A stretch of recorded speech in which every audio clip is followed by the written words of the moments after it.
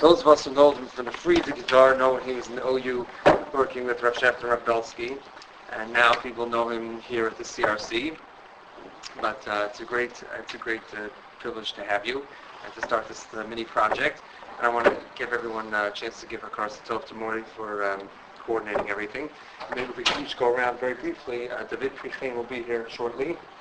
So he's coming back a little bit, but everyone can introduce themselves from where the Chevra are coming. Hagaim from Israel. I live in Oregon. I'm from Gaza. Okay. Ira Wallach. I'm from Woodmere, New York. From Woodmere, you said? Woodmere, yeah. Okay. For the old country. Right. I used to live in Far Rockaway. I used to live in Far Rockaway. No, I davened in the Yeshiva of Far Rockaway. Oh, okay. So, I have a couple of ones there. There's the Kilsons. I have to say I grew up with the Kilsons. My father was a rabbi in Brooklyn, right. And the Kilsons in-laws davened at that shul. Right. And one of the Kilson boys, who today you can't pull him away from his Gemara, said to me that when they used to come Rosh Hashanah and Kippur to davening, I would sit outside and read him Sesame Street books. So long davening to keep us all from losing our minds. See, but if you lost your mind, Lloyd Kilson can help you. So it's Right. okay. Okay, yes, and you are? Menlo Breakston, Maryland. Okay. Baltimore?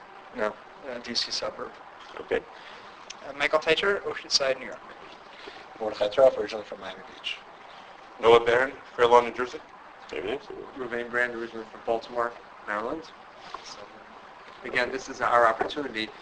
The fellows are either just finishing, some are going to be celebrating the Chag HaSmicha upcoming at YU, and many of the guys will either be in Smicha for the Rabbonos or even for Chinuch. But this is an opportunity for us, for someone who really is hands-on, to get an insight into Kashrus Lamaisa, and the topic at hand is Bishul Akum, which is a tricky business, both at a commercial level, but also in a house level, and it's a great opportunity. I want to thank you again, Rabbi Tom. Okay, I'm happy to be here. And I'm going to, just to start us off, the style of what I'm going to be talking about, it's not going to be, at least in my perspective, in the style of a shir. Okay, we can do that at a different time if we think about that. It's not in the style of a shir. It's going to be trying to apply practically some shilas and dinim that there are in Bishul Akum. Okay, we're going to try to make it practical. I will mention shilas. That's by its nature what we're going to have to do. But we're not going to talk about a raya or who holds this way and that way. That's not what we're trying to do. We're just trying to point things out. And for consumers it has value, but surely for people who are up on them it has a value in understanding the foods that are in your pantry that you look at, that you're eating. What question goes on in deciding that food is kosher? Okay, when we give hashgacha, my kids ask me all the time, what do I do at the CRC? And they want to know if I've learned. Now I used to sit, they used to think I sat there, you draw circles with the and they said, I graduated and I have to draw a triangle. It's a little more complicated. Yeah?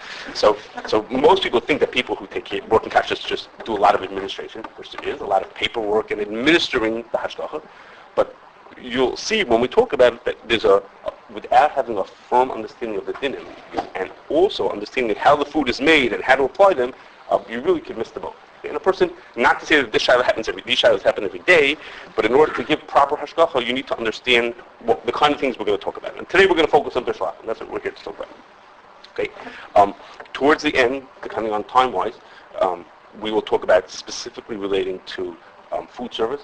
Food service means like caterers and restaurants and those kind of things. We're going to start on more industrial type of things, and I'm going to avoid just about anything to do with fish. Okay, there's many Bishul Akum shilas with fish. That's its own separate topic, fish shilas. And we're going to assume a certain shilah. There's a certain well-known shilah, which is if you have a food that could be prepared in a number of different ways. Some of them would be oil shulchan malachim, and some of them would not be oil shulchan malachim. So there's a question as to whether that food needs bishul yisrael if you prepared it in a way that's not oil shulchan malachim. Okay, the famous example of it is potato chips. There are ways to make potatoes that are oil. Potato chips are not oil. So if you make potato chips, do they need to be oil? We're going to assume, okay, for this discussion that thing does not need bishul yisrael. Okay, if you made it in the way that doesn't need bishul yisrael, we're going to assume that it doesn't. That's its own question, but we're going to work with that assumption, which is a generally accepted assumption. Okay. And lastly, before we actually get into things, is that I'm going to be giving you all kinds of different examples of real foods that you eat every day, And there are different ways that people can take this kind of information. There are some people who will turn around and say, oh my gosh, he said that I'm not going to do this, I'm not going to do this, I'm not going to do this. Did you hear what they do? Did you know that that's what they do? And there are other people who take exactly the opposite thing. Well, the Mechaber says that Safik Bishul Akum is mutter. So if somebody thinks it's mutter, hey, it's good for him, it's good for me. You know? Everything is mutter, everything goes. You know, and of course, I don't mean either of those. Okay, I'm trying to bring out what a person has to think through in making that decision, and what a hashgacha has to think through, and what you as a consumer have to think through. I don't mean to tell you everything is mutter, everything is usher. Obviously, you have to have a little more seichel on that. Okay. Okay, we're going to talk. I'm going to break it into 4 or 5 parts depending on how much time we have. Okay. The first part is, in order for something to be bishul akum, it's got to be cooked. Okay. Obviously, if it's not cooked, it couldn't be bishul akum. And I'm going to talk about now some examples of foods that, on the surface, appear to not be cooked, appear to not have ever been cooked. In which case, you say, hey, it can't be bishul akum. No one even cooked the food. If I buy an apple in the store, the apple was never cooked, so it couldn't be bishul akum because it's a raw food. So it's the on the surface appeared to be not cooked, and when we think about it more, we'll find out that that's not so true. Okay? In order to introduce that, I'm going to mention a few of the dinim that we have that are relevant to this thing. If someone who's not Jewish cooks a food to the point that it's kamaycha ben drusai, meaning it's passably edible, that food is bishul akum. Okay? Once you cook it that much, the food is also it's bishul akum. Ashkenazim, the Ramah holds that after it's bishul akum, you can recover the food. You can make it back to be heter. If it was cooked kamaycha ben drusai and a yid finishes off the cooking, the yid can make it back to being mutter. But everyone agrees that if the guy cooked it kamaycha ben drusai, the food is asur. Now you might be able to save it, but as it stands today, it's asur. Within that Ramah, that's the Ramah holds. The Mechaber does not hold that. Okay, so Sfardim, you'll see some of the foods we're going to talk about are not kosher for Sfardim. Okay, they have a nice fine hashgacha. They're not kosher for Sfardim yet. So interestingly, the Sfardim, I don't know too many Sfardim, they have issues in terms of relying on various hashgachas because Yeah, so most definitely they do. Not about this. The most famous thing that they have is that how you create Bishul Yisrael, which is going to be a later thing we'll talk about. And Rabbi Vadia has a famous tshuva where he tells them that they don't have to worry about it. They can be samach al Ashkenazim. So that save them from eating their foods. But this is another example. This is not as well known. These are foods where the Ashkenazim are paskening. Listen, hashgachas make decisions, pasken shaylos all the time. They have to decide how to do things, and sort of the consumers are stuck with it. They have to make the decision. But here's an example where they're doing it because they're Ashkenazim. They're saying this is mutter because Ashkenazim, the yid's going to finish the cooking, it's going to be mutter. When for a Sephardi, it's like automatically no good. And if they were more sensitive, then they would not eat those foods. So if they were more familiar, they wouldn't eat those foods. If you become the Rav in a Sephardi congregation, then you'll think about that. No, really, you have to understand that. Wait a minute, just because I eat that food doesn't mean that you want to eat that food. Okay, now, when we say that a yid finishes off the cooking, makes the food mutter, that's only true if the Jewish person adds something in the cooking of the food. It's just to say the food is not fully cooked. It's 80% cooked. And the Jew finishes off the last 20%, now it's Bishul Yisrael. The Yid has saved it. He recovered it from being usher to become mutter again. If the food is fully cooked, okay, the person made a cake. Cake wouldn't be Bishul Yisrael, it would be pasta. Same shayla. Make it, and I toast a piece of bread. That's just mitzvah v'yafal. That's not almost all the Acharonim hold. That is not considered. The Yid did not do anything, and it doesn't help at that point. Okay? If the Yid, we recently had a shayla at a number of the local establishments here are Pas Yisrael. And one of the things that they make is par-baked bread. What they do is, a company produces the bread, and they par-bake things are partially baked. Let's say it's 50% baked, 80% baked. They send it to the store. They send it, Dunkin' Donuts gets it. They get things that are par-baked. And then Dunkin' Donuts just finishes off the baking. Okay, they finish off the cooking. And we tell people that it's Pas Yisrael. Because if we get to that, we'll find out what we do to make that food Pas Yisrael. So the question was raised, maybe the food is so fully baked, it's not par-baked, it's fully cooked. Okay? And in fact, we tested it to find out whether it really is partially baked or not. And we confirmed that it's not true. It is only partially cooked, it's not fully cooked. The Jew is finishing off something in the cooking that makes it Bishul Yisrael. Okay, now, one more machlok before we get into our examples is... How do you test it or something like that? How do we test it? The bagels come in frozen. This is bagels. They come in frozen, and they go right into the oven. So we took one of those bagels and let it defrost on the counter. Okay, and then we just let it sit there. Okay, it was so not fully cooked that it started rising. Okay, and it stayed in the bag, and it went from being a bagel to being this big. Okay, now that's how not fully cooked it was. That it was. I mean, you could see it was doughy and gooey, but we just let it sit there. It continued rising. It was. That's how uncooked it was. I don't even know if it was kamach ben drusoi. But it was. Let's say it was even kamach ben drusoi, but it wasn't finished. So for all Ashkenazim at the table, we could all go eat it at Pas Yisrael. But the Sfardim at the table couldn't, because if it was partially cooked, they wouldn't be allowed to eat it. Okay. The Shulchan Aruch says that the Isser of Bishul Akum only applies if a Yid cooks the food. Okay? If a Yid makes the food, if a guy cooks the food, if he makes it edible through non-cooking methods, then that's not Bishul Akum. For example, if he brines it, okay, he's kovish it. He puts it into, he takes, sticks it into a salty brine and makes it edible. That's not Bishul Akum. Okay, another example, which is what we want to talk about, is if he smokes it. And if he cooks the food through smoking it, which is common in fish, you smoke the food to make it edible. That's not Bishul Akum. It went from raw to edible, but he didn't cook it to make it edible. He just smoked it. Everyone agrees that's not Bishul Akum. Okay, a modern child to that is, what happens if he didn't smoke it, but he steamed it? Okay, many of you may have heard of that child. He steamed it. So steam is not a fire. It's not being cooked through like the way you cook eggs on your stovetop, but it's being cooked with hot water or sort of hot vapors that are being cooked in the food. There's quite a discussion in the contemporary poskim whether that is or is not Bishul Akum. The guy cooked it through heat. He didn't cook it, but through the traditional way that we think of. He didn't put a pot on the fire with a fire, but he did it with a steam. So there's a question: is that ishun? Is that a fancy way of smoking, or is that regular cooking? Yes. So just what's the side to say that's more like cooking than like smoking? I mean, it sounds intuitively more like smoking than it does like cooking, no? Because when you smoke something, what cooks it is not the heat of it. In fact, in the real way to do smoking, it's cold. The room is not hot at all. So it's not heat that's cooking it. So maybe we're only makel. It's a question how to read the Rama over there. Okay, maybe we're only makel when you cook something with that heat. That's what makes it. That's what's not Bishul Akum. Bishul Akum is when you cook with heat. Cooking without heat is also. But this is cooked with heat. This steam is boiling hot. It's hot vapors. Or do you say no? It's not cooked with a fire. There's no fire. This is just hot vapors hitting it, and it's because there's no fire that's what makes it not a regular way of cooking. Because of the water or because of the heat? Because of the Water or because you use heat? is why should it be usher? No, I'm saying the steam. Yes.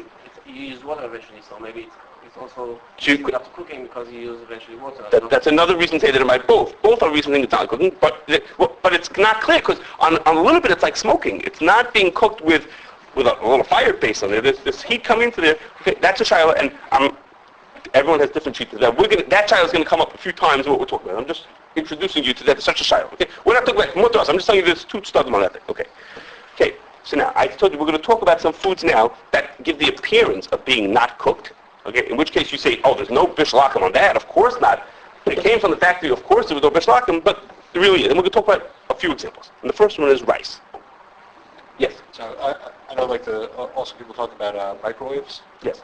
So you think that I mean, we're talking about things that are derech, the same definition. Let's say Hilchos Shabbos. So we talk about derech bishul and the machloksim that come up with. So one of the questions is the reason why Ishun is mutter is maybe because it's not derech bishul, in which case things cooked with steam would be the derech bishul, and a microwave maybe is or maybe is not. That would be arguable as to whether it is or not. Yes, there's a question about microwaves also. And like the REMs, like the Ready RMEs? Yeah, RMEs. Yes. So I'm sorry, MREs, meals ready to eat. Yes. So is it the military meals? Yes. Yeah, so like they use like weird chemicals to heat things up. So that's just, Those foods are fully cooked. those are fully cooked. Yes. So the way those foods are cooked in the package, or cooked before and then put into the package, or they're sterile and they stay in there, and that's just a way of heating up the food so the person could get a hot meal. Okay. But those shilohs are related to the shilohs, in parts they're related to the shiloh of whether steam is or is not issue.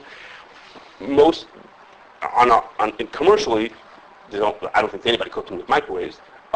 In the food service, it is. Food service is very relevant because most times the microwave is used just for heating up food, but they cook potatoes in there. They'll make a potato in there. So if you feel that a microwave needs to be cooking, a microwave needs to be Bishul Yisrael, a mashgiach's got to control that microwave. That it's only used for heating up food and not used for cooking foods. They don't stick potatoes into there. That if they want to warm up your bareka, that's okay. But if they want to cook your potato, then they're not allowed to. Assuming that a cooked potato in the microwave is all shulchan law. Correct. Yes, correct. All that's part of the. But let me say this: if you held that cooking in a microwave, let me back a second. In food service, you can't sit and have discussions with the Mexicans as to whether which foods they're allowed to cook and which ones are not. It doesn't work like that. If this place needs Bishul Yisrael, then they don't touch anything. No cooking, no fires, or anything. If you only use your microwave for heating up, okay, we're not going to stop being machal. It depends. If you do sweet potatoes, that's not good. Sweet regular potatoes, that doesn't work. It has to be, that's like sort of beyond the din. Practically, you can't talk to start giving rules, such fine rules to people like that. Everything has to be Bishul Yisrael, or unless they don't use the microwave for cooking. Then, okay, rice. Our example here we're talking about is rice. When you buy a package of rice, you go home and you'll see a bag of rice or a box of rice. Okay, so to all appearances, that rice is raw. Okay, if it's raw, then the company that made it didn't need to be Bishul Yisrael because it's raw. Okay, well, it's not. That's not so true. Okay? There are three types of rice, okay? And I'm going to use terms now that are a little bit not exact. Okay? I'm going to use it for simplicity. Okay? There are three kinds of rice. There's rice that's completely raw. Okay, that rice, and I'll say on it, I'm talking about white rice. We'll say it takes 20 minutes, 25 minutes to cook it, something like that. Okay, it takes a good amount of time to make it edible. It's completely raw, no shilas. Then the next stage up is what's roughly called parboiled rice. Okay, what we call partially cooked rice. Okay, that rice will take 10, 15 minutes to cook the rice because it's been already pre-cooked in the factory. Okay, they've done something to make it cooked. So whether it is or is not for Sfardim, I don't know, but for Ashkenazim, we're for sure off the hook. We're okay. It's only been partially cooked in the factory. When it comes to my house, I'm going to cook it, and I'm going to make it Bishul Yisrael, and it's going to be okay. But there's something else called instant rice. Instant rice means rice that's 100% cooked in the factory. Absolutely, completely, fully cooked. People have eaten it right off the line. It's fully cooked. They then let it dry out a little bit so that it won't spoil in your package. But when you get it at home, you look at the cooking instructions. The instructions say on it, put into a pot for 5 minutes and warm it up. Okay? That is not to cook it. It doesn't need any more cooking. All you're doing is making it moist and making it warm because people don't like eating dry, hard rice. But it's fully cooked. How do I know? Because we took it and put it into warm water, okay, and let it sit for 10, 15 minutes. It was perfect. Okay? It just needs to soak in some water, then it needs to warm up because you don't eat cold food. It was perfect. It was ready to eat. Okay? So that... What? What about cold water? Put in cold water. Cold water, I didn't try it in cold water. Cold water would hydrate it, would soak it up. It just wouldn't be hot. It wouldn't taste very good. It wouldn't be so tasty because cold, let's say you cook rice on the stovetop and put it into the fridge. It just gets cold. It doesn't taste so good when it's cold. So the warmth is just to heat it, to get it warm to make it more, it doesn't make it more cooked. It's fully cooked. I've heard it from people who ate it in the factories, and I tried myself to put it into warm water. Okay, so that food, that instant rice, seemingly needs to be Bishul Yisrael in the factory. It doesn't look like it does. It looks to us like it's a raw. It looks just like the raw rice.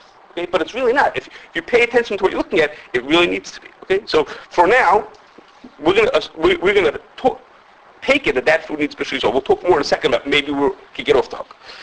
Another food that's like that is a food called couscous. I don't know if all you familiar with what that is. Okay, what is the real couscous? What is real couscous is they take wheat kernels. They take semolina wheat kernels. That is, semolina is the kind of wheat that you use for making pasta.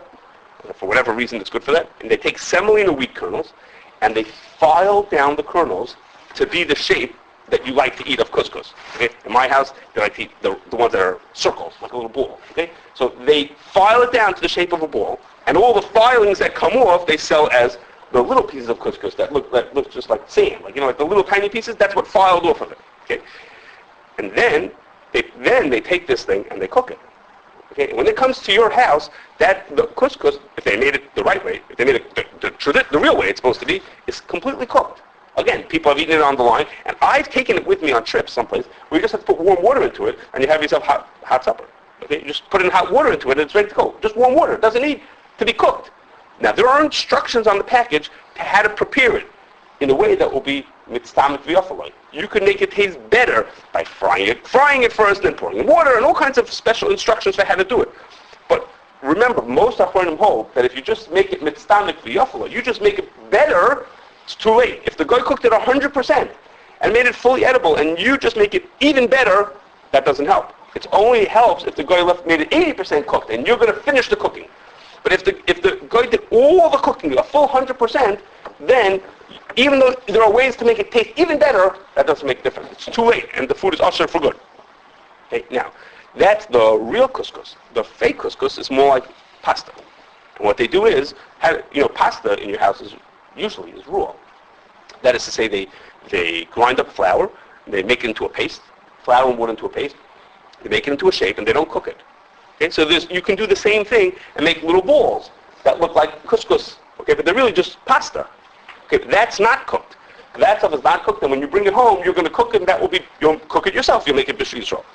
But if you make the traditional couscous is fully cooked in the factory. Yes. Sorry, I realize that from the consumer's perspective, there's not a whole lot of nafka mina insofar as if you're buying something with a hashgacha, but just is an easy barometer to tell whether something's really cooked or not when you look at the instructions, whether it says cook it for 5 minutes versus cook it for 15? In the rice, yes, that will tell you something. In the couscous, it gives you other directions because there's something they want you to do. The way you prepare it is you do more things than just cook it.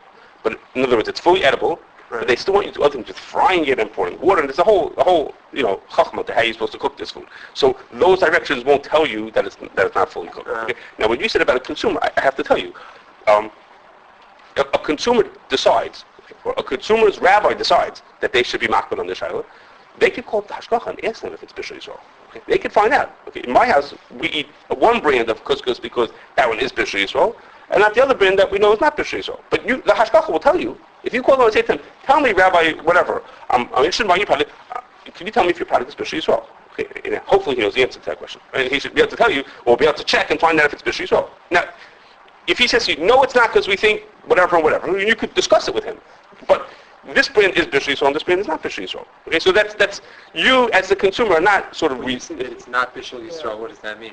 That means that no Jew participates in the cooking. But it was cooked by Goyim, so Yeah. it should be usher.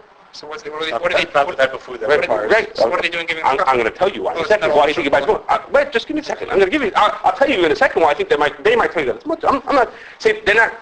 Sometimes when you ask that question, they go, bishul yisrael. Why should it be bishul yisrael? If no one ever thought about the question, then they don't deserve giving hashgacha. Right, that's correct. But if they thought about it and have an answer, then you could discuss it or agree or disagree with them. They could give you an answer that you could agree or disagree. Hopefully they have thought through the question, right? They should have. Okay?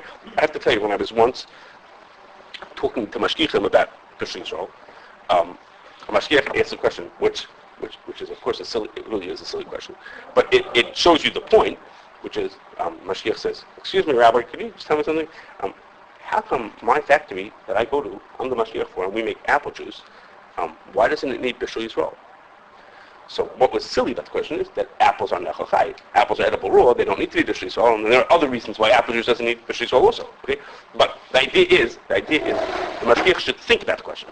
When a mashgiach in a factory should be thinking, why does this food need bishul yisrael? And should be able to answer you the question is, why isn't it bishul yisrael in my factory? Okay? It's potentially everything needs it. Is it raw? Is it not? Is it nechachai? He should be able to answer that question. So the hashgacha should be able to answer that question for you. Okay? One more example that's almost like couscous is something called tabbouleh. Okay, we're really into the Sephardi foods now. There's tabbouleh. Okay, tabbouleh is made from cracked wheat. Okay, and what it is also fully cooked. There, they don't even tell you to cook it. There, the way you're supposed to prepare tabbouleh salad is just to soak it in water, in cold water. Okay, you take it in, you buy it, soak it in water, and it makes it, moistens it up again, and you're ready to eat it. You mix it with all kinds of vegetables, and you're ready to eat it. Okay, that's for sure fully cooked. That's not even a question that it's fully cooked in the factory. They don't even tell you to heat it up. Okay, there are people who do. That ruins it. Okay, you're not supposed to. You're supposed to just soak it in water. My mother makes tabbouleh salad. Okay? So you're supposed to soak it in water. Okay, now it also has an interesting its own twist to it. You'll see how you take this. When we were thinking about tabbouleh a year or two ago. We spoke to a chef, okay, a Jewish man who's a chef, who works at a lot of very sophisticated events. And we said to him, tell me, do you think that tabbouleh is oila shulchan lachem? Okay, we had dealt with it, whether it was cooked or not. Now, do you think it's oila shulchan lachem? And he said such an interesting answer. He said like this. He said, I do a lot of events in fancy hotels, and when I make an event for Sephardim, He says, I wouldn't dream of making an event without serving tabbouleh salad. He said, as fancy as it could be, I wouldn't dream of making an event and not serve it. If I wouldn't serve it, it would be like there was no bread on the table. That's what he said. It would be like I wasn't serving, like how could you make such an event? He says, and this is his words, he says, but if I would make an event for Ashkenazim, and I would put it out, they would think it was dog food. He says, they wouldn't know what to do with it, okay? So it just shows you, just maybe for different communities even, how whether one food is or is not, he says, at an Ashkenazi end, they wouldn't touch it. They wouldn't, so that plays into whether something is or is not oila for a community, okay? Does that make the Muslim Ola Shlach Malachos relative? In other words, Yes. Yeah. Yes, most definitely. It depends on the time and the place and what's for that community. And here we have like two communities in the same city, but they're really two different communities. Their style of eating and ours is very different from each other. Okay, and we're going to talk more about that in the next section about Ola Shlach Malachos. Okay, now what's good about all these foods that I told you, okay, about the instant rice and tabbouleh and the couscous is, which is why some people give it hashgacha even without it, is because in most companies they cook it with live steam. Okay, the way they cook them is not in a big pot like you would think to cook it in your house. They cook it, they put it through a machine where it gets cooked with just shooting live steam at it. So if you hold that cooking with live steam is considered ishun and doesn't qualify as cooking, then it's not Bishul Akum. Not because it's not cooked. It looks like it's not cooked. But the reason why it's put there, not because it's not cooked, but because the guy cooked it through ishun, through smoking. You say live steam, there would be a difference between the live steam and a steam jacket? Yes. In the shiloh, whether smoking is considered cooking, almost nobody holds that putting just using steam as a way to heat up the pot counts as ishun. Almost nobody holds like that. Most people hold, even if you want to consider it ishun, is talking about where the steam actually hits the product, like smoke does. When you smoke something, you hang fish in a room and you pour smoke into it and it makes them edible. So most the people who say that doesn't need Bishul Yisrael is because they say if you cook something with live steam, that's considered ishun. Okay, so that's gonna save a lot of these foods. Okay, while we're here, I had mentioned about pasta. That pasta is raw. Okay, there is an example of pasta that's not raw. Some of you may know, but which is pre-cooked lasagna. Okay, which is lasagna. You first have to cook the noodles, and then you have to, well, at least many people do, they pre-cook the noodles, and then they mix it with, put the other ingredients in to cook it, but you could buy pre-cooked lasagna, okay, save you a step, save you making a pot dirty, okay, by having pre-cooked lasagna, that lasagna is already cooked, and potentially needs Bishul Yisrael, depending on how it was done. Okay, any questions here before we move on? So when you're saying, I mean, in that case of the steaming, if you assume that steaming is like ishun, you wouldn't, just in terms of terminology, you wouldn't call that Bishul Yisrael, right? You just call it not Bishul Akum. No, right. It's not Bishul. No, not Bishul. But again, the point I'm trying to get across is that most people would look at it and say it does need Bishul Yisrael because it's raw, because it has the appearance of being raw. When in truth, that's not the right answer. In truth, if it was cooked with live steam, then it's for a different reason because it's prepared without cooking. Okay, but that question, when you call the Rav Machshir and ask and say, could you tell me, I want to know about this food, could you tell me if it's Bishul Yisrael?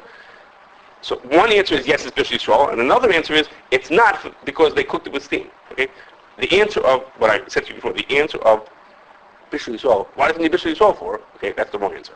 Okay, that doesn't qualify. You should. That's the wrong answer to be giving. If you tell me it's mutter because I hold that ishun is not steam, okay, that's a fair answer. I could agree or disagree, but that's a fair answer. Tell me I don't even know what you're talking about. That's the wrong answer. Okay. One of the most famous rules of Bishul Akum is a food is only usher if it is oila shel chamlachim. Okay? If the Chazal only asks foods that are not nechachai, you can't eat it raw, and that they have to be oila shel chamlachim. Okay, so what does that? Before we give some examples, what does the term mean that a food is oila shel chamlachim? So what's generally accepted is that oila shel chamlachim means that when a melech is serving in a royal function, he's acting as if he's the melech. He would eat that food. So a few months ago, the president had a state dinner. He had over all kinds of fancy dignitaries with a very formal event, and some non-dignitaries also came in along. And when he had all this formal, he was acting as the president in that setting. The foods that would be served at that event are considered oila shel chamlachim. Okay, what he eats with Sasha for breakfast is not Ola Shulchan Aruch. Okay, whether they decide to eat Cheerios or cornflakes for breakfast doesn't make it Ola Shulchan Aruch. And then he's not acting royal. Then he's just acting like just an everyday person. That's what he eats at bad foods. That's not Ola Shulchan Aruch. Okay, it only counts as what he eats when he's acting, so to speak, as the king. When he's doing something formal as an event. Okay, so we judge that. What we would judge that, to help you understand that, is what would you serve at a wedding or at a dinner, as opposed to what would you serve at a bris or a shalom zachar. Okay, the fact that at a bris they would serve this food, that's a less formal event. That's not whatever. A bris is a bris. It's people getting together, but they're not as formal as wedding. You know what I mean? Or the school dinner. That's a different thing. It's a more formal event. What you would serve at that thing. Okay, it's worth noting that they say over from the Chazon Ish. It's a story from Rav Schwab saying over from the Chazon Ish. I think the Chazon Ish told him that, no, you don't look at it like that. Ola Shulchan Aruch means anything that the king would eat. Okay? His example they were talking about, there was sardines. That if the queen eats sardines, then that's considered Ola Shulchan Aruch. But almost nobody accepts it. Okay? If you would say that, then there would be basically every food would be Ola Shulchan Aruch. Okay? Due to the level of, or just the way our kings function, we don't really see them as being very much different than us in their day-to-day life. I'm talking about when they're acting official, then we expect them to be on a higher level, but in their day-to-day life, what they eat for lunch is whatever they pass. They make tuna fish sandwich like I did. I mean, they don't eat any differently than we do. Okay? So most people do not accept what Chazon says. Okay. Now, Maybe it's a difference between Melachim. Our president is not a Melech. So what should we use if our president is not a melech? How objectively do you... Well, we have no choice but to judge it by what's considered a melech for our times. What would a melech do in our times?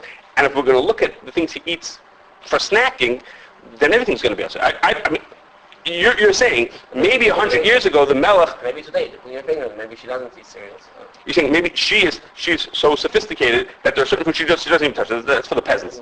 Maybe, okay, it could be. It could be just like that. But most persons say, you don't look at them like that. And maybe that's because of what they sing. I mean, my sour,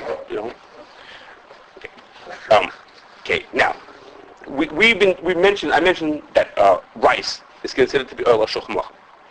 That's pretty well accepted. Okay. I'm going to give you there are two foods, but that are made from rice, and tell me what you think about them. Okay. Do you think that rice pudding and Rice Krispies are Ola Shulchan Aruch? Okay, a nice bowl of rice, yes. Do you think Rice Krispies would be Ola Shulchan Aruch? Or rice pudding, for those of you who don't eat it, looks like pudding. What is rice pudding? Rice pudding, it looks like Jell-O. I think I've had it once. What? It looks like pudding with a little piece of I get it like soy pudding. What? That's what tasty. No, it doesn't sound like. No, it's a big mush of congealed, melted rice in a big glob. It's like yogurt made out of rice. I don't know how to describe it. It's just a big blob. It's a solid block of pudding. Rice pudding. Okay. So you think now most people can say no, not a chance. No, not a chance. Okay. The question is like this, but how do you make Rice Krispies and rice pudding? Okay, let's do rice pudding first. Okay. The way you make rice pudding is you take a big pot full of rice. Okay, a really big pot of rice. But instead of cooking it for 15 minutes, you cook it for an hour. Okay, and what happens is, after you keep on cooking and cooking and cooking, what happens is eventually the rice breaks apart, and it turns into this big soup of rice. And then after you let it cook, eventually the whole thing disintegrates. And then when you let it cool, it congeals into this one big block of rice. Okay, of rice pudding. Okay, so in the finished form, the rice pudding is not oila. But if you would have stuck a spoon in the middle, you'd have great rice. Okay? I was at a company, they weren't making rice, they were making a different kind of food like that, where the finished product was not anything you'd want to really eat. But the employees would scoop out stuff for lunch. Okay, and they would stop in the middle of the process, they'd scoop some out, get some, that would be their lunch. And that's exactly what you could do here. Imagine, it's just a big pot of rice. And instead of cooking it for a few minutes, you cook it for an hour. So in the middle, the food is Ola Shulchan Aruch. So here we have a food that was cooked, usually cooked in plain water, just cooked up like a nice pot of rice, and it went from being raw to being Ola Shulchan Aruch to being not Ola Shulchan Aruch. Okay, so how do you think you should judge that food? The food, the way it looks to me, if it's not Ola Shulchan Aruch, but that food sure was Ola Shulchan Aruch. Half an hour before it was this, it was a great pot of rice. So what would you think for that kind of food? This one, we saw that it's not because Yafal cannot be a Tika, and you can also apply it to Tzara. How would you apply that? In other words, that once the Bishul was Nigmar, it was Nigmar, and therefore becomes Usr, and therefore no matter what you do, it already has its status. So you say is since 15 minutes in it was done and it was fully edible, so now it's finished. It's like sort of like stamped. This is usher now. Whatever happens afterwards can't, just like afterwards can't help it. Afterwards can't help it in the other way. It can't help it by the Jew finishing it off. It can't help the other way. Okay? Can't help by the guy saying I made it not Ola Shulchan Aruch. That's one way to look at it. The other way to look at it is that since this is one big process, okay, when he put it into the pot, they turn the pot on and they leave. And the process is set to go for an hour. It's not that he did one cooking and I did another cooking. So there are those who say that since it's one long process, so therefore it's a process that takes raw food and makes it not Ola Shulchan Aruch. The fact that temporarily in the middle it is, some look at it. It doesn't matter that the workers, stick their spoon in and take stuff out, and then there's Megala that at some point it was made for. Okay, yeah, It's still not the purpose they're making it. Yeah, no, They're just stopping in the middle of the run. It doesn't change they're the not purpose. saying that it's finished, now we're starting something else. They're just saying that Okay, so there are two ways to look at it, and it depends on what brand you buy, is whether you're going to get yes bishul or not. No, depending on how your Rav HaMachshir paskin in that shaila, either it's mutter or tusser. Okay, the consumer hasn't a clue. The consumer's just buying it. It says hashgacha, they buy it, and that's probably the right thing that they should accept it. It's someone who's being more careful, or someone who's more sensitive, or more looking into something might know whether it is or is not bishul, so make that decision and then know whether it is. Okay, now.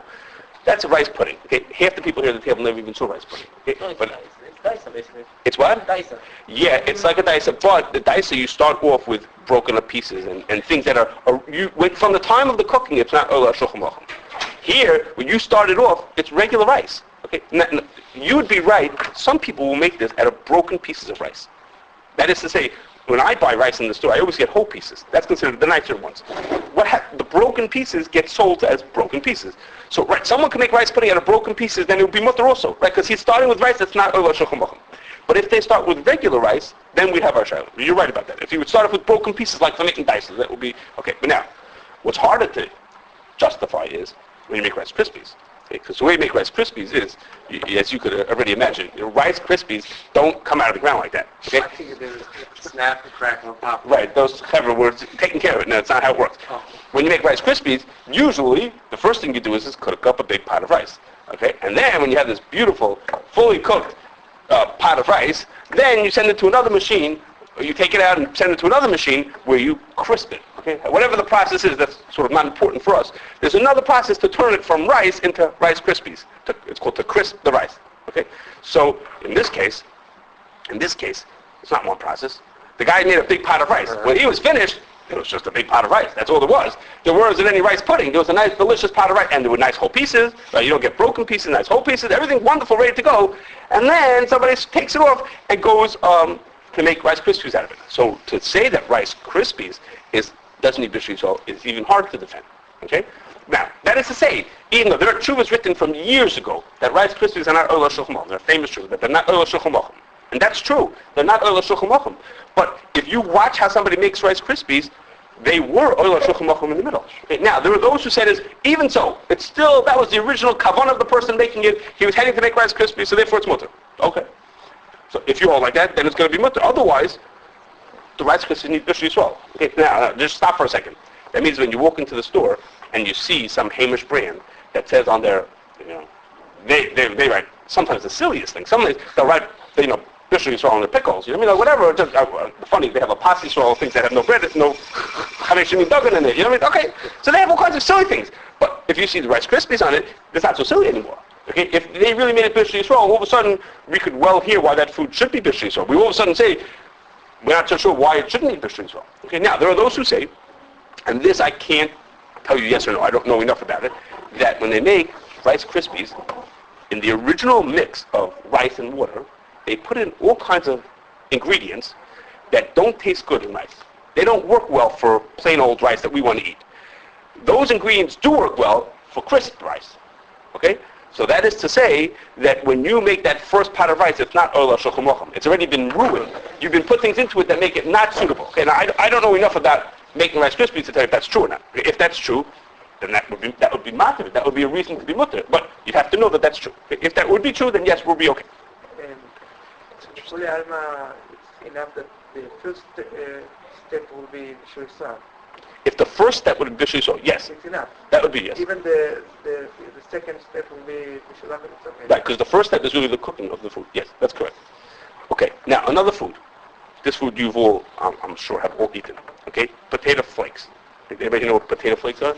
Potato flakes, they look like big pieces of dandruff or pieces of snow. I don't know what you want to call it. Okay, they look like flakes, like I don't know, like baby food. Or maybe some of you have little kids with baby food. Okay, they look like flakes. Okay, and they are. What do they do with it? What do they do with them? And they take these things, you add water to it, and they turn into mashed potatoes. Okay, when you mix it with water, it turns into mashed potatoes.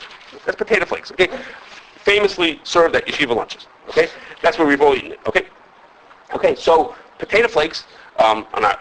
Let's assume that they're not Ola Shulchan. Okay, there are those who say they are, but let's assume that they're not. You know, nobody. If you go to a wedding and they serve you yeshiva lunches, then you go home. Okay, that's not Ola Shulchan. Let's say. Okay, now there are arguments about this, but let's just assume that they're not. Okay. Before becoming Meshach. If they took the flakes, and they added water to it and plopped it down on your tape, most people would say that's not Ola Shulchan. Let's assume. You could argue that, but let's assume that's not Ola Shulchan. Okay. But how do you make potato flakes? Okay. The way you make potato flakes is like this. You take potatoes, okay, and they put them into this huge pot, okay. You put them into a pot where they get blanched in water, okay. Blanching is a process. I'm going to say something, and I'm going to sound very sophisticated. I don't know what I'm talking about, okay. Which is they cook it in water for a few minutes. They do this for a lot of vegetables to release gases. Okay, I don't know what that means. Okay, but whatever it is, they do it for all vegetables. Okay, for all vegetables, they put them into water for a little bit, and somehow that's good. Okay, I don't know what. It doesn't cook it. Okay, so it's just a short cooking for a couple of minutes in water called blanching. The second step is I take these pieces of potatoes and put them into this huge tub, basically, and they cook them with live steam. Okay, when they finish that cooking. When they finish that process, it takes like half an hour, 45 minutes, it ends up mashing up the potatoes. Also part of that process, you have this huge tub, okay, of delicious mashed potatoes. Mom, you can eat them right there out of the pot. The thing is, from here till the wall over there, a huge thing full of mashed potatoes. Okay, delicious. And then what they do is they have a thing called a drum dryer, okay, it's a long. Imagine a drum laying horizontally. Okay, just laying across a huge drum that has steam in the middle of it. So the walls of this drum are burning hot. There's live steam running through the middle of it. It's burning hot, and it rotates. And what they do is they have a bunch of guys. Okay, you'll eat the food after, don't worry. They have a bunch of guys who sit there with boots, with shovels, like the shovels like for shoveling the walk outside, and they shovel the potatoes onto this drum. They just take a shovel and they throw some on, like they're shoveling the snow. Okay, and that as the potatoes hit this burning hot drum, the water boils off immediately. Okay, it's so hot that the water just boils out, and the potatoes turn into like long, thin sheet of potato. Okay, a very thin sheet, which then gets ground up into these flakes. Okay, so there's three parts. We blanch it, cook it in steam, and then you dry it into flakes. Okay, so these things in that middle step are oila shulchan. Seemingly, they're only fully cooked, nice mashed potatoes. But, so most people would say, most are makel, because they say that the cooking in the middle stage, so I'm sorry, let me back up a second. After you dry them on the drum dryer, they're not oila shulchan lachem. But beforehand, they were oila shulchan lachem. Beforehand, they were already oila shulchan lachem. So it's like our rice pudding or rice krispies we were talking about before, they were already oila beforehand. Okay? So there are those who say, so it needs Bishul Yisrael. Okay, they will say the potato flakes need Bishul Yisrael, even though the finished potato flakes are not oila shulchan lachem, but when they were fully cooked, before they got to the drum dryer, they were oila shulchan lachem. So It was only cooked with steam. Then. So there are those who say it needs Bishul Yisrael, and they say no, it was cooked with live steam, and there are other tzirufim that I'm not mentioning. There are other tzirufim over there also. They say so it's mutter because that cooking doesn't make it also. Okay, it's cooked with live steam, it's going to be mutter. Even though it's not really live steam, because the steam doesn't hit the potatoes, the drum. No, not in the drum. In the middle stage. Oh, in the In the middle stage is cooked with live steam. That big tub that turns them from raw potatoes into mashed potatoes is live steam. Meaning the steam is shooting into the water. Yeah, there's no water. No, there's no water. It's a huge tub filled with as many potatoes as you've ever seen in your life. Okay, 1 million potatoes, cut up potatoes, and the steam just shoots at it, and they don't even let water collect in it. The water drains out the bottom. There's no water in the whole thing. It's just steam hitting the potato. So there are those who say, so seemingly it should be bishul. Some say it needs bishul yisrael. Okay, and others say, no, it's cooked with live steam and the make only that's ishun. Okay, wonderful. The only thing is, that's a fine policy. If you hold that that's considered ishun, that's fine. However, I once took a trip to Idaho to learn about the potato industry, okay, with somebody else who knows more about it than I do. And we went to probably a dozen potato factories. Okay, that's all there is in Idaho. It was like this time of the year, and all there was, what he said to me was, he said, for as far as you could see, there's just snow. Okay, that's for as far as you can see, and an occasional cow standing up here and there, freezing cold out there. And you can't, it's always see snow and snow and snow, and every once in a while you see steam, like a smokestack coming up. That's the next potato factory. Okay, that's what we're heading for. Like, we see like in the distance steam coming out of the ground, out of the thing. Yeah, that's our next potato factory. Okay, we saw only a dozen factories. Okay, and in each one of them, we did the following: when the potatoes came out of the blancher, we tasted them to see whether they were edible or not. Okay, and Just after soaking. if the blanching is it goes in hot water for a couple of minutes before you cook it in steam to really cook it. Okay? And in every plant, let's say there were 12, in 11 out of 12, it was not edible. Okay? In one plant, they had their own shitas about how to do the potatoes, and in that plant, their shita was to cook it longer and they cut it thinner and all kinds of ideas. And it came out of the blancher, and it was kamacha ben drusoy. It was passably edible. Okay, it wasn't fully cooked, but it was kamacha ben drusoy. So what does that mean? That means is when it came out of there, it was cooked in water, no steam over there, cooked in water. A goy cooked it kamacha ben drusoy. Now, that means is when it's cooked kamacha ben drusoy, the food is usher. Right now, the food is treif.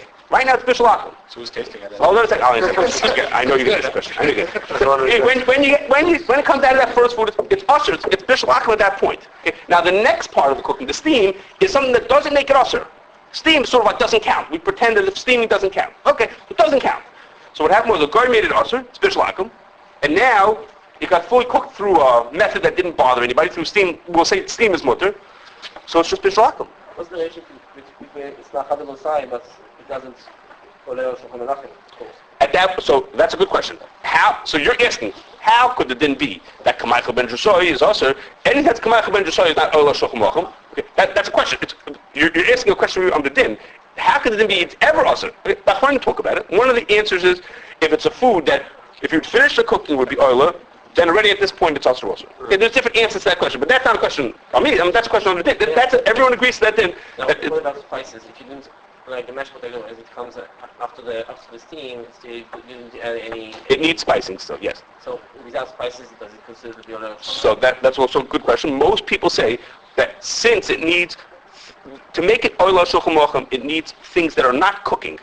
It needs spicing, it needs shaping, that doesn't make a difference. If all the cooking has been done, then it's usher. If all the cooking that needs to be done has been finished already, then it's usher, even though it needs a little tipul to make it oila shulchan aruch. Okay, so in this plant, those potatoes needed bishul yisrael. Okay, so even though you could say, well, potato flakes don't need bishul yisrael because they're cooked with steam. That's a good rule. If you feel that cooking with steam doesn't make it bishul yisrael, that's fine. But you have to carry that to the last step and have someone make sure that in your factory it's really true. Okay, now, to your question is that, how can you taste it? Okay, so the answer to that is, as Prim Gadon says, that if something is usher midrabanan, and you have a reason to believe that it's not usher, then you're allowed to taste it and spit it out. Tasting te'im is only isur drabanan, and it's only usher midrabanan in the first place, and it's probably mutter anyhow, then you're allowed to. So now this probably mutter had a hechsher on it. It even had a hechsher on it. It was a certified plant. Of course it was. It was a certified plant. It even had a hechsher on it. And Who says this again? Prim Gadon. It's a Prim Gadon said. There's a lot of reasons to be made clear. The food is usher midrabanan anyhow. You assume you have a reason to think that it's mutter. Like in our case, usually cooking in the water doesn't do enough to cook it. Okay? And te'ima is only isur drabanan. To put something in the mouth and not swallow it, but just to taste it, is only a drabanan also. So Prim Gadon says you could eat it. Okay? But yes, we spit it out afterwards, right? We shouldn't swallow it. That's good. Okay, so in this case, we have a reason to make the potato flakes mutter. Again, we have a reason to make it usher also. We have reason to say it's mutter because it was cooked with live steam, but you have to follow that through to the end and make sure you did it right. And make sure every one of your plants, even this 12th one, has to be made bishul yisrael. Okay. There's another food from that same trip, okay, called potato dices. Okay. You may never have seen this food, which is, it's raw potatoes cut up into these very tiny shapes, Okay, we'll use the shape of a cube. Okay, that's one of the shapes. Or they cut into strings, different kind of shapes that they cut them into. And they take these potatoes and they cook them in water, and they cook them they make them about half cooked. And you would usually never see them because they don't go to consumers. They're meant for food service. They're meant for a restaurant. A restaurant wants to make a dish with potatoes. Instead of having to cut up potatoes and all the kind of things, the factory already cut them up, partially cook them, and they can easily throw them into a dish. Okay, they could use them in a dish that's going to be cooked more, so they're sort of cooked, but they're not really meant for consumers. I mean, consumers can buy them, but they're not really directed at consumers. So it's cooked in water, and you look at it, you say, so this food leaves the factory Bishul Akum. When it walks out the door, it is Bishul Akum. A guy cooked it in water, halfway cooked, the food leaves the factory Bishul Akum. So I said, well, how can this food be kosher? How can you certify the food as kosher when it's Bishul Akum? Okay? It's not OUB or CRCB for Bishul Akum, you know what I mean? The food is leaving the store. That says, well, it's not a problem because it's only partially cooked. So the yid who's going to get the food at the end, let's say it's going to come to a restaurant here in Chicago. The restaurant's going to finish off the cooking. You're not going to eat it as is. Well, every establishment or every home that eats kosher has someone to make sure that the food is Bishul Yisrael. So they have either they're cooking themselves or they have a yid lighter. We'll talk about that. There are ways to make it Bishul Yisrael. So if it's Bishul Yisrael, then they're going to finish off the cooking. And if they're Ashkenazim, the food's going to be mutter. The Ashkenazim, they'll finish off the food. Okay. But there's a problem with this. Okay. This is assuming, it's a reasonable assumption, that a yid's going to do the end of the cooking at home. When it gets to his house, he's going to do the cooking. Okay. But there were three ways that we could think of that this was not true. Right? And the following. One company wanted to make vodka. Okay, to make vodka you need starch. Okay, that's how you make vodka. And you don't want to know what they used to use to make the vodka. You really don't want to know. But they decided that they were going to use these potato dices. Okay, so this factory was taking in these potato dices that were Bishul Akum, and whatever they were doing to them, whether they were or not cooking them, is really not important to us. Nobody's making vodka Bishul Yisrael. No one's going to a vodka factory and saying, oh, vodka needs Bishul Yisrael, because vodka, of course, does not need Bishul Yisrael. But they didn't realize that the people selling them the potatoes were counting on them making it Bishul Yisrael. They were selling them treif potatoes, saying, I'm selling you treif potatoes, and you're supposed to make them Bishul Yisrael. Me? I'm making vodka. I didn't think about Bishul Yisrael. Why should I think about Bishul Yisrael? I'm making vodka. Vodka doesn't need Bishul Yisrael. So here's a food that's, when a food leaves the factory Bishul Yisrael, it's dangerous that the person afterwards might use it in a way that he's not going to cook it. Maybe he's not going to do something, okay? Or another example, this is a more consumer example. These potatoes might go into like a cup of soup. Okay, you've seen that. We just add hot water. Okay, they might be thrown into something like that. So, and there they'll cook it so much that that little hot water that it steeps in will finish the cooking. Okay, so that's fine if you're in your house and you put hot water into it. Okay, let's say you're sitting on a plane and you say to the servers, could you put the hot water in this for me? Yeah, I need hot water. Can you get me some hot water for my soup? So she takes the soup and takes your Bishul Akum soup and puts in the hot water, and she finishes off the cooking. So it stays Bishul Akum. Okay, so it was sold to a cup. It was sold because the yid's going to finish it off. Like the cup of soup company who bought it, they didn't even do anything. They just threw it into the box. Okay, and then you took it home. It didn't come with instructions that said make sure you finish off the cooking, but you're supposed to figure that out. Okay, and there were other examples. So it's really it's a dangerous thing to allow, which is to allow someone to leave your factory as Bishul Akum, counting on the yid to finish it off, because even if it's far. Is that the case, Lamaisa? Does that go on? Our recommendation was that food should be Bishul Yisrael. That food needs to be Bishul Yisrael because it's too dangerous to leave it not Bishul. Even though you say, come on, everybody who uses this has a yid finishing off the cooking. If only 95% of the people have it, then 5% of the people are in trade. You know? So even if something is far-fetched, this is not a little guy cooking in his house that he knows where it's going. It's going any place. So once it leaves, it's now potentially could become very treif. If it is treif, it could potentially not be fixed up. Especially you're saying it's meant for restaurants or meant for... Right, so when it goes in the restaurant, we assume if it's going to a kosher restaurant, they'll finish off the cooking. Right. True, but it's going... Right, it's all kinds of commercial use. So we came up with ways that it could have been used in a way that would make it usher. Okay, but there are more ways. So you have to just think, it's pretty rare that you sell something treif that has a hechsher on it. Right? That's what it is. It really is treif today. So, okay, I'm going to finish this section and you'll tell me time-wise where you hold it. Maybe we'll continue next week. after this section. But I don't know where your time was. You start saying at 2:30? Will you leave at 2:30? That's- So we could stop after the section, either We'll see. continue or see Because what I don't know if you want to be in the middle of a... Okay, no. Okay, let's go a little more. Okay. Still in Oil HaShulchan Aruch. The Ramah says that beans, they even uses the example of arvis, are not Oil HaShulchan Aruch. Okay, now, we don't judge things based on what the Ramah said. The Ramah is giving an example for his times of what's oila, what's not oila. We have to rethink that in our times, what foods are oila and not oila. But it's most people would agree that even nowadays beans and chickpeas, those kind of things are not oila shalom. We would agree that the Ramah's thing applies nowadays also, that chickpeas, they serve it at Shalom Zachar, they don't serve it. You never sat at a wedding and they had a bowl of chickpeas. I mean, unless there's some, Chaverman who decided he's going to have an unusual wedding and he's going to serve chickpeas, whatever, some Mishnah guys. But no, people don't serve it. Okay? But the shayla is like this. Then came along a fad that people started serving what's called 3-bean salad. Okay? And that would be served at a very fancy event. They would serve a 3-bean salad. So you say, now beans maybe are l'shulchan aruch. Okay? It's the salad, not the beans. It's not a dish of beans. The salad it's the three Okay. bean salad that's Ola Shulchan Aruch, not beans. What's in the salad? That's a prat in the salad, but that's not. It's the whole dish. No? So if the salad was mainly vegetables and there was a little bit of beans in there, you would say it's a minor part of the salad. But that's not what it is. It's string beans and 2 other beans in it. It's all beans. The minor ingredients are like little spices and things like that.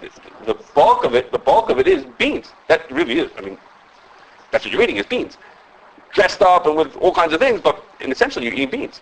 Okay. So, if you tell me that your salad, is really just has a little bit of beans in it, I'll buy that. Okay. But what I'm thinking of is a salad that's almost completely beans. So most people would say to that is, okay, come on. The 3-bean salad is such an unusual way of using it. Okay, most of the people who eat beans, okay, are buying it in cans, eating baked beans. Okay, they're not eating it as a 3-bean salad. So therefore, that might be mutter. Okay, we can accept that. Okay, but there's a Hummus people. a hummus. Okay, so hummus might be an example of a food. It depends on where you eat it. Okay, on that food or where you eat it, whether it is or is not. Okay, for us.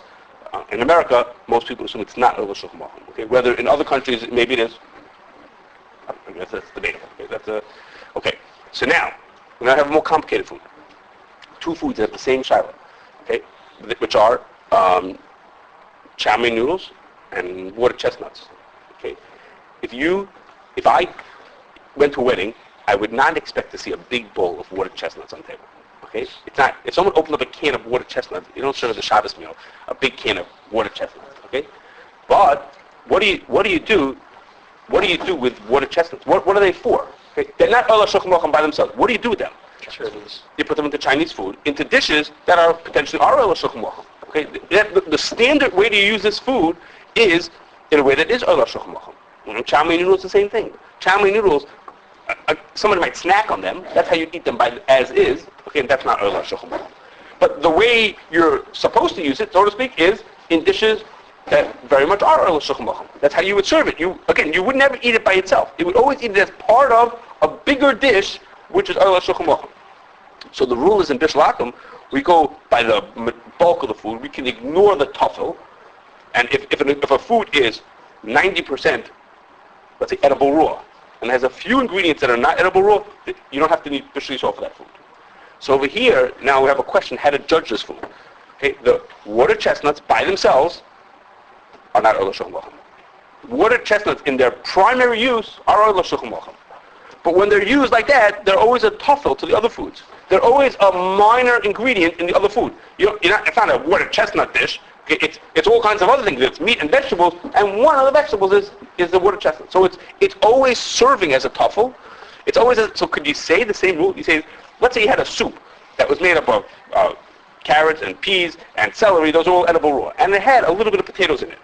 So we'd say it doesn't need Bishul Yisrael because the potatoes are tuffle to everything else. It doesn't need Bishul Yisrael. But here we're saying it in a different way. We're saying is the water chestnuts are only a minor ingredient. Therefore, water chestnuts are not Ola Shulchan Aruch. It's not the same thing. Okay? Well, you could. That's debatable whether it is or is not the same thing. On the one hand, the potatoes in the soup are a tuffle to the soup, And we say since they're just a toffel to the soup, they don't count. They don't. It's as if the soup is all edible raw, and you don't need bishul yisrael. The water chestnuts, it's a little bit different over here. You say the water chestnuts don't count. That's what you do with water chestnuts. That's what you do with them. So could you say that they don't need bishul yisrael when they're in by themselves, because the way you're going to use them, they're going to be toffel. Okay? It's not a easy sort to explain. Okay, it's not easy to justify. And seemingly, those foods should be bishul yisrael. The fact that they are oil shulchan lachem, the fact that when they're going to be oil, they're going to always be a toffel shouldn't make a difference. We should say is lamaisa is they're oil shulchan lachem, and they should need bishul yisrael. If you want, I'll stop. If you want to. If you can, if you feel like starting a little bit more, that's great. Otherwise, if you want to break it out, it's up to you. If you want, I'll tell you what I'll do. If you want, I'll skip the last section. I'll just do the next section. We'll skip the last section. I'll finish, okay? Another few minutes, maybe 10, 15 minutes, and we'll finish up, okay? Okay. The other big rule we have at Bishul Yisrael is that if a food is nechal chai, if a food is edible raw, it doesn't need to be Bishul Yisrael. Okay, so I told you before, but apples are nechal chai. If you make a baked apple, it doesn't need to be Bishul Yisrael. Okay, it's nechal chai, doesn't need it. For this din is for our purposes, there's a shach that's very important to judging foods whether they're nechal chai. The shach says, if you have a food that most people eat it cooked, okay, but some people eat it raw. Just the people, they prefer to eat it cooked, but they would eat it raw also. They're willing to eat it raw, but they would prefer to eat it cooked. The shach says that's considered nechal chai, and that food does not need bishul yisrael. Okay? So, with that shach is going to be important. I'm going to give you 3 examples. Do you have a question? Hearts of palm.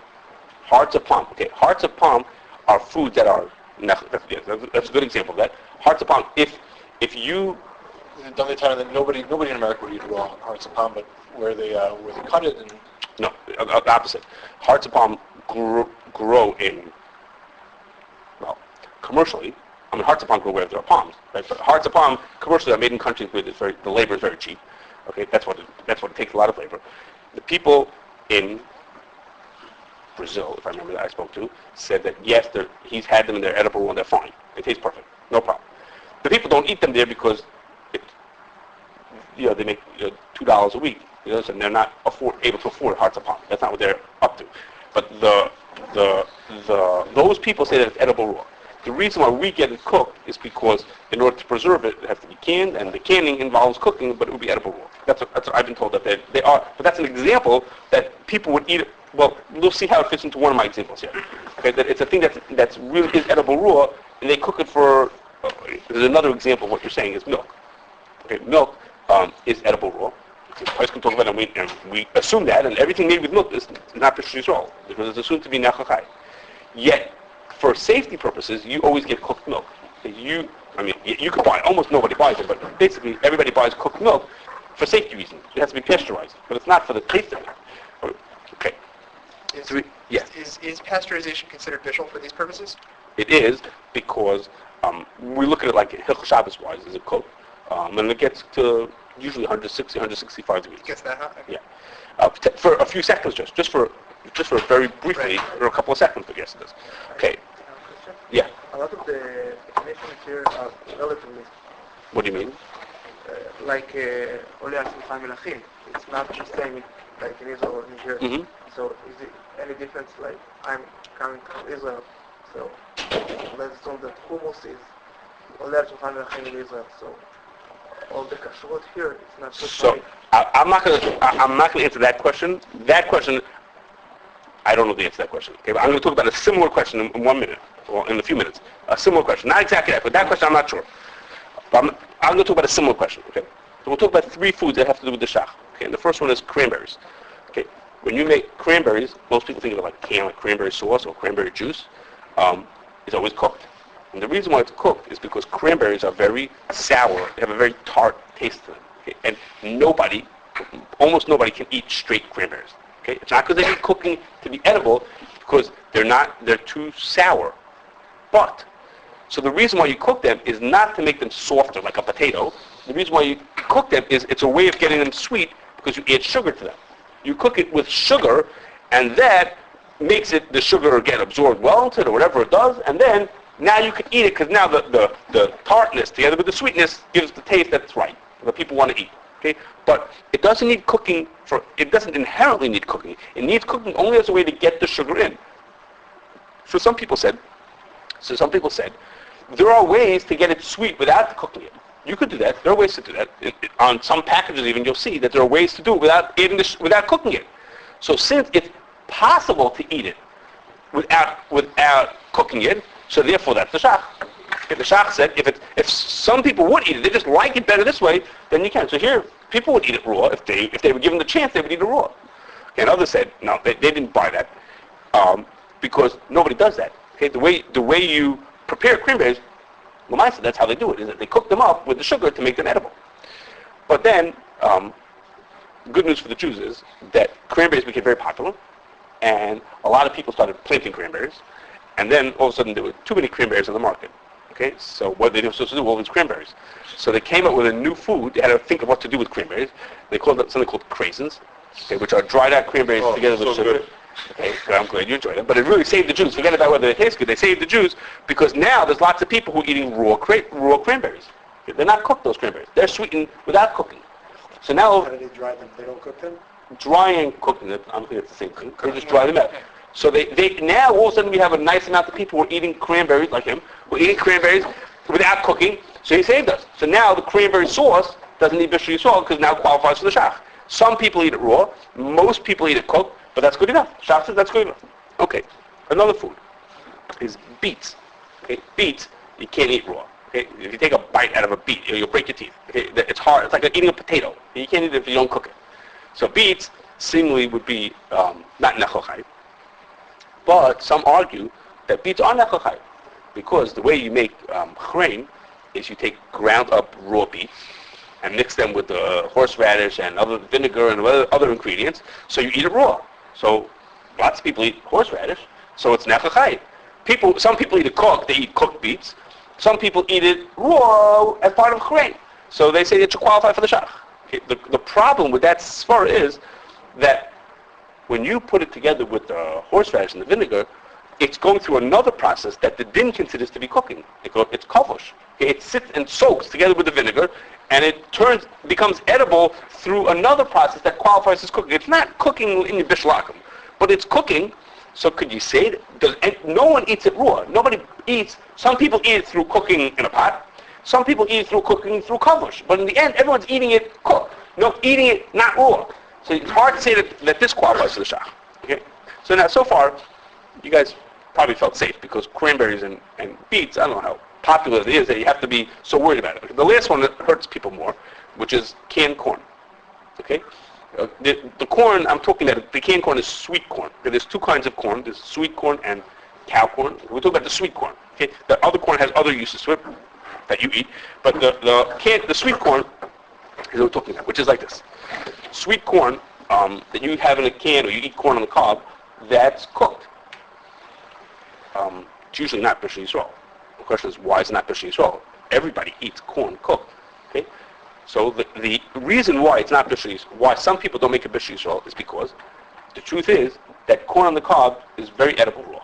Okay? If you just peel off the husks, it's nechal chai. If you wanted to eat it, it's edible raw. And since I've told this to my kids, they do that. They say, don't worry, don't bother cooking it. I'll just eat it. They just pull the thing off and they eat it. And it's nechal chai. If I gave it to you with your eyes closed and you didn't know what you were eating, you would think it was fine. Because if you looked at it, you'd say, oh, no, who wants to eat that stuff? You have to cook it first. But if I gave you to taste it, you would eat it raw. So the shayla is like this. One second. Does that qualify for the shach? The shach says, if there's a food that's edible raw, then you could eat it raw. But people prefer to eat it cooked. The shach says that's nechal chai. So does this qualify? Here's a food that you could eat raw. It's not like potato. Potatoes you can't eat raw. If you try to chew it, you spit it out. You can't eat it. This, you could eat it. It's fine. It's very tasty. You could eat it. But people prefer the taste. So some people say this, that qualifies for the shach. The shach says, if you could eat it raw, good enough. So here you can eat it raw. You can eat corn raw. And therefore you don't need Bishul Yisrael. And other people said, what are you talking about? Even though you could be, aside from David Cohen's kids, nobody else eats corn raw. Okay, nobody eats raw corn. So the shach only meant is, if you look at the population, and 10% eat craisins, and 90% eat cooked cranberries, then that's considered it's nechal chai. Because there are some people who eat like that, and that's good enough. That some people eat it raw. I'm sorry, that there's a way of eating it raw that is a reasonable way of eating it, that's good enough. But here there's nobody who eats it. The amount of people who eat it raw is nobody. If you offered it to people, they would spit it out. They wouldn't want to eat it. If I gave it to you on a spoon without you knowing it, you would eat it and you'd say it's fine. But if I gave you the corn on the cob, you'd say, no, I'm not eating it. I want to cook it first. So that's a more complicated question. Does that food consider nechach? Does it qualify for the shach or doesn't qualify for the shach? The shach maybe only was matir in the case when you can use the food in a way that there are at least some people who eat it like that. Here, nobody eats like that. Okay, so if much of the canned corn is not Bishul Yisrael. Okay, most of the sweet corn that you're going to buy is not Bishul Yisrael, and they're counting that this is an example of the shach. Okay, that's a big samach. Okay, yeah.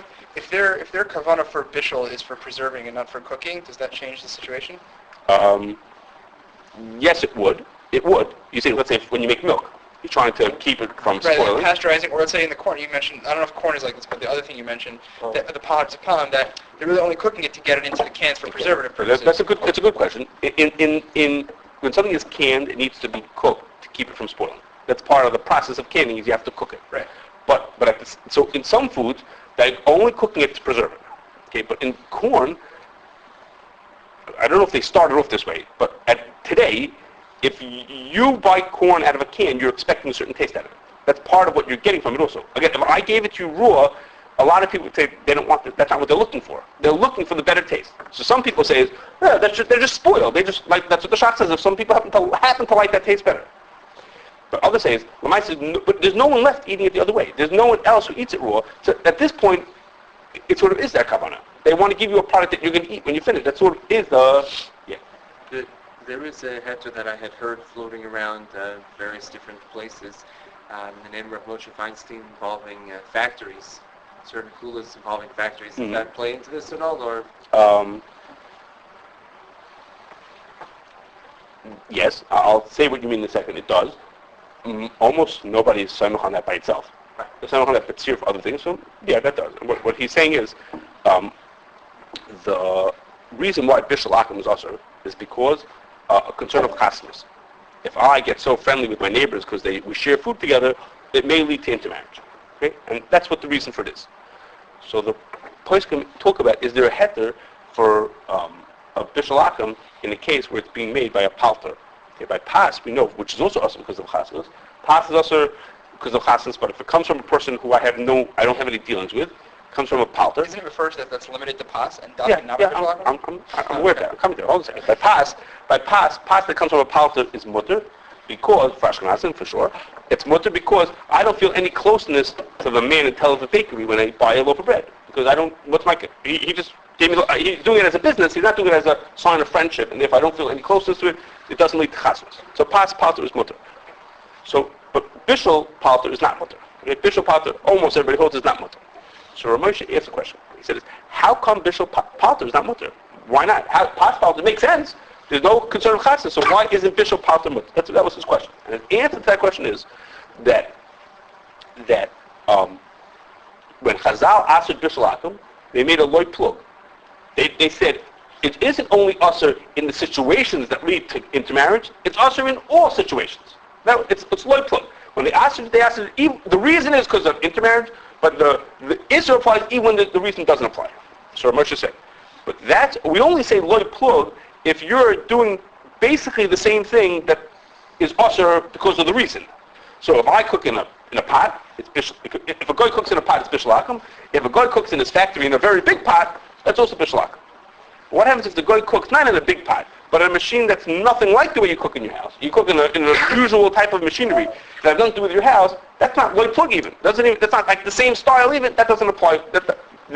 In that case, the heter of, so to speak, of Bishul palter will apply. That's what Moshe is. Steam, for example, could be one example. So potentially steam could be like that, and the canned food is cooked like that also in a very unusual way. It's not cooked in a typical, just in a big pot. Right? Okay? So Ramosha said such a cool. Most hashgachos do not rely on that. They rely on that as a tziruf. If there are other reasons to be makel, they would be maybe some kind of together. So maybe so you say since there's one way of reading the shach to say that the canned corn would be mutter, and Ramosha says in fact uses anyhow it's mutter, maybe that could be tziruf. Okay, potentially. So if there was a let's say, right, again, if you use steam to cook something, so we say, assuming steam is fine, it's not bishul, that makes it nechal k'mo shu chai, No, but it's not. no one eats it raw. You don't eat it raw, but But it's just, if there's a way to, you're saying if there's a way to manufacture it in a non-bishul way, that doesn't make it nechal k'mo shu chai. you would think so. Seemingly, you would say, think about fish. Okay, fish could be even 500 years ago they had smoked fish. But fish needs bishul as well. Fish could be made edible through smoking. Even though you could eat sushi. Put sushi on the side. We're not talking about fish issues. I'm using it just as a raya. I'm just using it as a raya that the fact it's not nechal chai. It's the process that they did to it is not a process that makes it usher as Bishul Akum, but it's still can't say that it's nechal chai. And I'm bringing you as an example of that smoked fish is a process that makes it edible. Yet cooked fish is usher because it's not considered nechal chai. Okay. So I'm going to now just to answer this question, which is not an exception, but sort of what I said was related to this question is like this. What happens if you have, when we're talking about whether food is nechal chai, we judge that based on time and place. Okay, but we consider it edible raw or not. And the famous example you probably heard is that it used to be that carrots were not eaten by, people didn't eat carrots raw, they only ate cooked carrots. And nowadays we eat raw carrots, we consider that nechal chai. So for us, that's considered nechal chai. Okay, you probably heard that example. Okay. Now what happens if you have a food, like there's a number of examples, but let's say you have artichokes. Okay, artichokes grow in different countries in the world. Okay, in America, to my understanding, people don't eat artichokes raw. Okay, but one of the big countries that produces artichokes is Egypt, and it seems that in Egypt they do eat them raw. I'm sorry. Yes. In Egypt they do eat them raw. I'm trying to remember my examples. Okay, and there are other examples like that. Mushrooms in some countries are edible raw. There's two parts, right? The leaves and the heart. Yeah. What part of it do they eat? I don't know so many Egyptians, but my understanding is that they eat it all raw. Okay, we don't eat it raw. We think it has to be cooked. They think it's edible raw. Okay, well, if you're from Eretz Yisrael, in Eretz Yisrael, mushrooms are eaten cooked. That's the standard way you eat them. In America, they eat them raw. Okay, so there's different ways to make the food. So what happens when the food is made in one place and shipped to another place? Okay, this is a modern shiloh because these things didn't exist. It went from one town to the next town. It didn't go very far. But nowadays, if you cook the mushrooms in China, and you cook your artichokes in Egypt, and you ship them to Chicago, so does that need Bishul Yisrael or it doesn't? Okay, so it's a variation of what he asked. He had asked for he himself, that for him, it's Ola Shochem Achim where he used to live, and where he lives now, it's not Ola Shochem Achim. I don't know the answer to that question. But here we have a food, when the guy cooked it, let's say the artichokes, he cooked it in Egypt, where it's nechal chai. So when he cooked it, he was doing nothing, so to speak. In his plate, the food wasn't usher when he cooked it. Okay? And the reason, let me give a little reason. Things that are nechal chai aren't Bishul Akum because the guy didn't do so much for me when he cooked the food for me. If he made me a baked apple, I could have eaten it anyhow. I don't feel such a closeness to him for what he did to me. This question is more somewhat thing from this country. Because Yes. it's like you go to Egypt and buy... Right, so if I was in Egypt and I bought the artichokes right there in Egypt, it would be mutter because over there it's nechal chai. So that's for sure. But on the other hand, if he's making those cans over there to come to me, for me living in Chicago, I got something from it. For me, I couldn't have eaten it till he cooked it. So should we look at it the way, at the time of the cooking, when he was cooking, he wasn't doing anything for the person who's eating it because it didn't mean anything to that person. But if you look at me, from my side, I got something from it. I couldn't eat it until he cooked it. Now he cooked it for me. He made it edible for me. At what point is it usher? At what point in time does it become usher? Because then what happens is, it's going to become usher at a time when a guy has nothing to do with it. So you're saying is that logically, we should judge it at the time of the cooking. That's when it's going to become Bishul Akum, not when you cooked it. Right. So if he's sitting there, when he's cooking it, it doesn't mean anything. So then we should say is, if when he's cooking it doesn't mean anything, it should be mutter. The fact that I later gave something for it shouldn't make a difference. But if it's a factory that send it to the U.S., send it for a reason because you know that here they eat it when it's... Yeah. So you're saying if he has that in mind, I mean they're putting on American labels onto it, so then he has that in mind, so then maybe then it already is usher. Okay, you're saying so even if we'll say we look at the time of the cooking, that's a question. Which way you should look at it? Even if we look at the time of the cooking, but if that person is cooking, how many people in China are eating mushrooms? They're sending it to us, right? They're sending it for here, so then maybe that's different. Okay, yesh loaded on that. I'm not sure. Okay, there are rayas from Shulchan Aruch that we should go by the time of cooking, like you're saying. Okay, that we should look at the time of cooking, but I'm not sure about this part. Even if we look at the time of cooking, Lamais is he's doing it for a later time, for a place where it's going to make a difference. Then maybe it should be okay. And what about the other way? What happens if he's cooking in a place where, let's say, he's cooking it here, to send to Egypt. That doesn't happen. But let's say he was cooking in a place where it is not nechachai. So his cooking did something, but he's giving it to people who would have eaten it raw. So then that's opposite. That's the opposite situation, where what he's doing, as it stands while he's cooking, he's doing something meaningful. But for the guy who's going to get it, it's not. Okay. We're going to skip the last part. We skipped the food service, so we'll do that a different time. Next time. So we'll do a different thing. We'll do other things that will cover our food services also. I realize we skipped 2 parts at the end. Okay, 2 other parts we're going to do. But so let's just recap what we're up to, or what we did. Okay, we didn't get to the food service side of it, but what we did is we went through a bunch of different foods. Okay, that for different reasons to understand what has to go through the Rabbi Machshir's mind to know whether the food is Bishul Akum or not Bishul Akum, and we're as consumers we're sort of have to take what we get. But if we're more conscientious or we're more thinking about what we're buying, then we would pay attention to whether the food is or is not mutter. Okay, whether the person who's giving hashgacha can't just make sure the ingredients are kosher. He has to make it Bishul Yisrael if need be. And sometimes we're trusting his judgment as to whether something did or didn't need Bishul Yisrael. Okay, he could have made it yes or not, and he has making a judgment call as to whether it is or is not mutter. Okay, right, thank you.